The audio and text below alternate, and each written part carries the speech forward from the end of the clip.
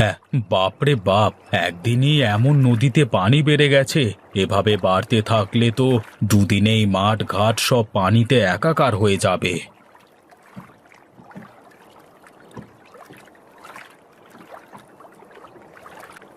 কি দাদা, একা একা নদীর ধারে দাঁড়িয়ে দাঁড়িয়ে কি দেখো?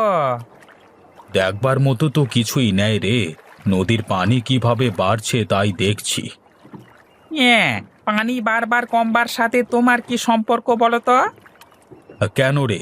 নদীর পানি বেড়ে গেলে তো তোর মজা, কিন্তু আমাদের মতো যারা চাষবাস করে খায় তাদের কি দুর্ভোগ, সে কথা কি একবারও ভেবেছিস? বলি, নদীর পানি বাড়ে বলি তো তোমাদের চাষ করতে আরো সুবিধে হয় দাদা। তুই যা বুঝিস না তোকে তা বোঝানো যাবে না, বুঝলি? হ্যাঁ, সত্যি কথাই বলেছো দাদা। যে যা বুঝতে চায় না তাকে তা বোঝানো উচিত না। তা তুমি কোথাও যাবে না? এখানেই দাঁড়িয়ে থাকবে নাকি? একটু ওপারে যাব, তাই তো দাঁড়িয়ে আছি। যদি দয়া করে ওপারে একটু দিয়ে আসতিস। হ্যাঁ, দয়া তো দাদা দেখাতে পারবো না। যদি তুমি পয়সা করি দাও তাহলে তোমাকে ওপারে রেখে আসবো, আবার নিয়ে আসবো। তা না হলে কিন্তু দাদা, এই রাকেশ মাঝি তোমাকে পার করবে না। ঠিক আছে ঠিক আছে, তাই হবে। চল চল, একটু ওপারে দিয়ে আসবি, চল দেখি।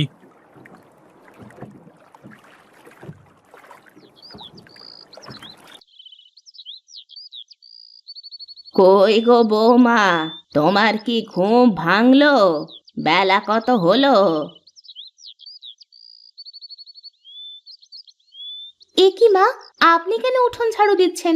আমি উঠেই তো ঝাড়ু দিতাম। বসে বসেই তো খাই, তাই ভাবলাম একটু দেখি তো উঠোনটা ঝাড়ু দিয়ে। দিন তো মা, ঝাড়ুটা আমার কাছে দিন। না বৌমা, আর তো এইটুকুনি আছে, ও আমি আস্তে আস্তে ঝাড় দিয়ে দেব। তুমি যাও, গিয়ে রান্নাঘরে গিয়ে জল খাবারটা করো দেখি। ঠিক আছে মা, আপনি তাহলে এইটুকু ঝাড়ু দিয়ে রান্নাঘরে আসেন, আমি গিয়ে রান্না চড়াই, কেমন?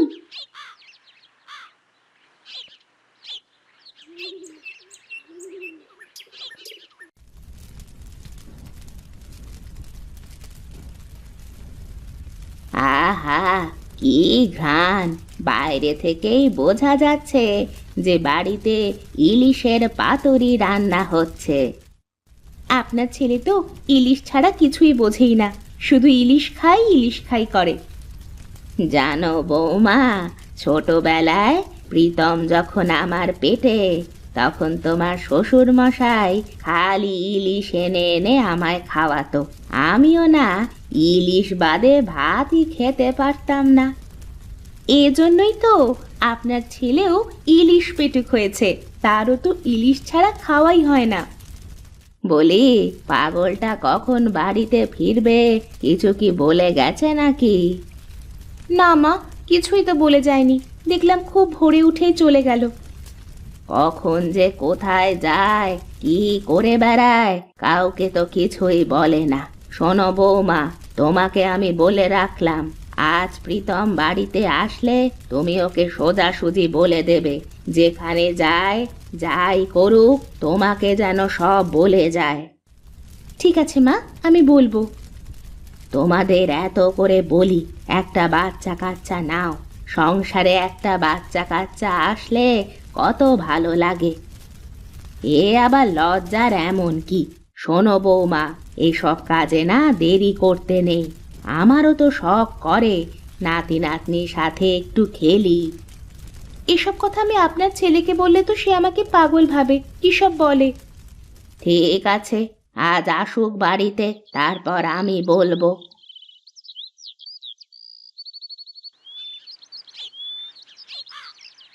এ কি, সুজয় হরিহর কাকার সাথে এমন করে কথা বলছে কেন? একবার দেখতে হয় তো গিয়ে।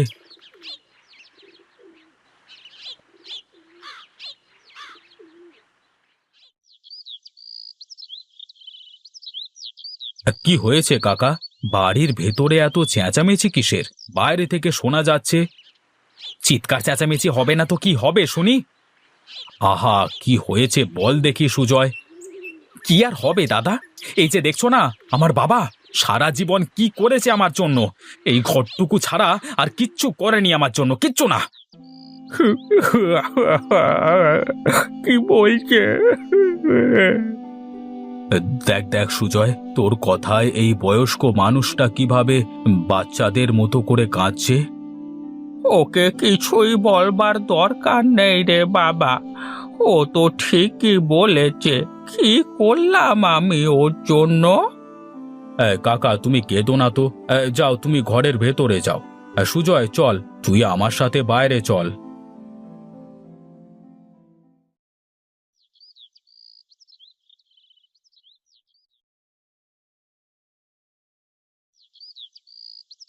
আরে বয়স্ক মানুষদের সাথে কেউ এভাবে জোরে জোরে কথা বলে পাগল ছেলে?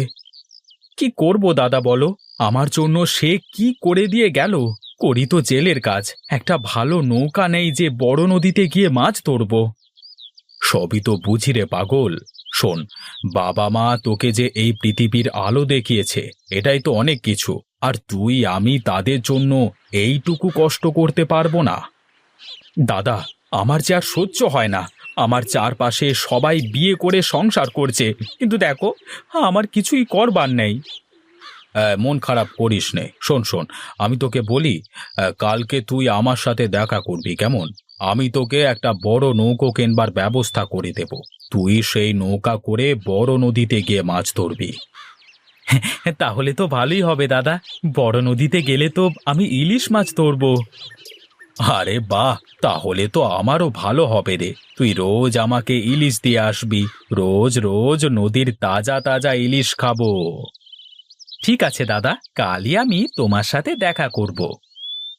ঠিক আছে, যা এখন বাড়িতে গিয়ে বাবার কাছ থেকে মাপ চেয়ে নে।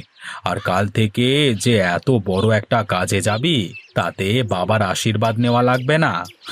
যা যা, বাড়িতে যা। আমি ভুল করেছি প্রীতম দাদা। কাঁদিস নাই, যা যা বাড়িতে যা। কালকে সকালে এসে ঘাটে দেখা করিস কেমন?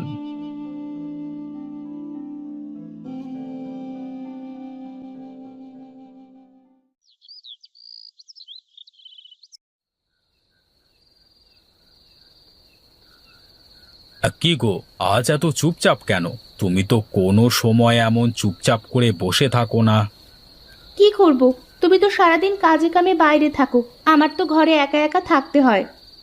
কেন, বাড়িতে তো মা আছে, তুমি মায়ের সাথে কথা বলবে, গল্প করবে, প্রয়োজনে তুমি তার ঘরে গিয়ে তার সাথে থাকবে।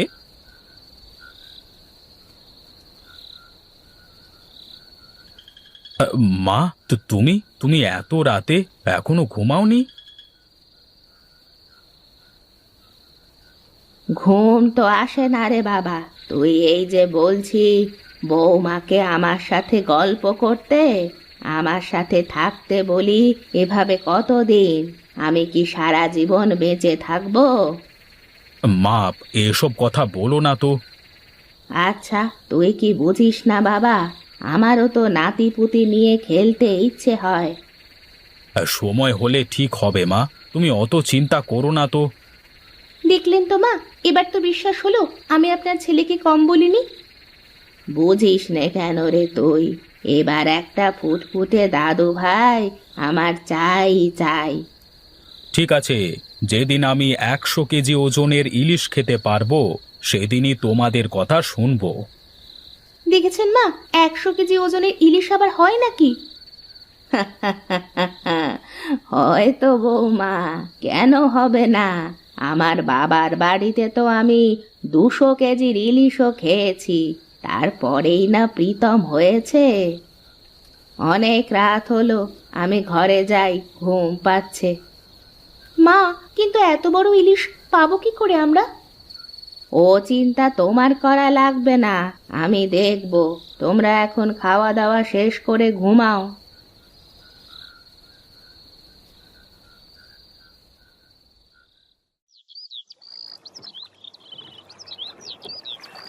দাদা, আমার তো বিশ্বাসই হচ্ছে না যে তুমি আমাকে এত বড় নৌকা দিলে। আমারও বিশ্বাস হয় না তুই আমাকে ইলিশ মেরে খাওয়াতে পারবি। সে সময় হলেই দেখা যাবে দাদা। আমি বলি কি, তুমি আমার সাথে চলো, তাহলে দেখতে পাবে। আরে না রে না, আমার পানিতে খুব ভয় করে, তা না হলে যেতাম তো তোর সাথে। তাহলে এখন আমি যাই দাদা, ও বেলায় ইলিশ নিয়ে তারপর দেখা হচ্ছে। ঠিক আছে, সাবধানে যা, আর সাবধানে ফিরে আসিস কিন্তু।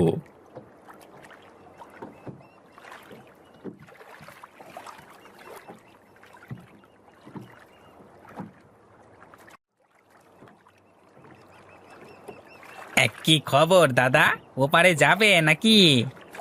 হ্যাঁ না রে, ওপারে আর যাব না, এমনি দাঁড়িয়ে আছি। দাদা, এই হরির বেটা সুজয় নাকি বড় নৌকা কিনলো, বড় নদীতে ইলিশ ধরবে বলে। হ্যাঁ রে, তা তুই কি ওর সাথে যাবি নাকি? ও তো একলা মানুষ, একজন সঙ্গী হলে ভালোই হয়। কি করব ভাবছি দাদা, কিন্তু তার আগে বলো, ওর নৌকায় তুমি আমাকে যেতে বলছো কেন? কারণ ওই নৌকাটা আমি ওকে কিনে দিয়েছি। ও মাছ ধরবে আর টাটকা টাটকা ইলিশ আমাকে খাওয়াবে।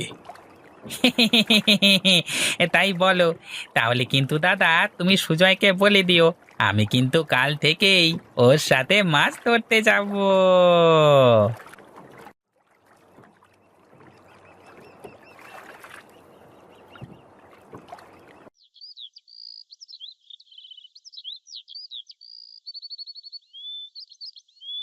প্রীতম দা, আরে ও প্রীতম দা, প্রীতম দা।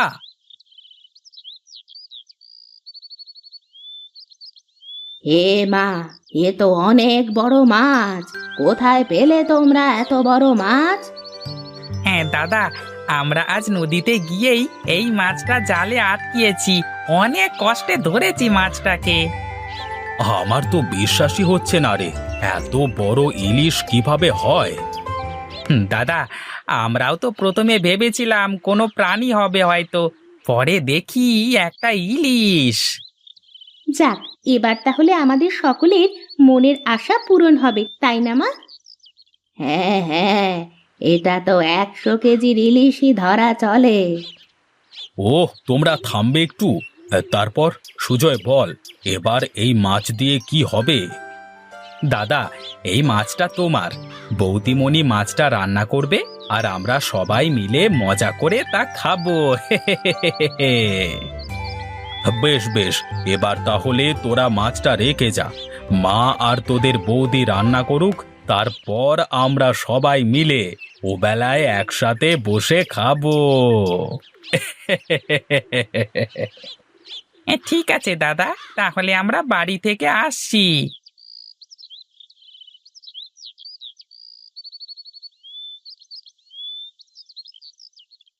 দেখলেন তো মা, এত বড় ইলিশটা বোধহয় শুধুমাত্র আপনার ছেলের জিদের কারণেই হয়েছে, তা না হলে কি আর এত বড় ইলিশ হয় কখনো?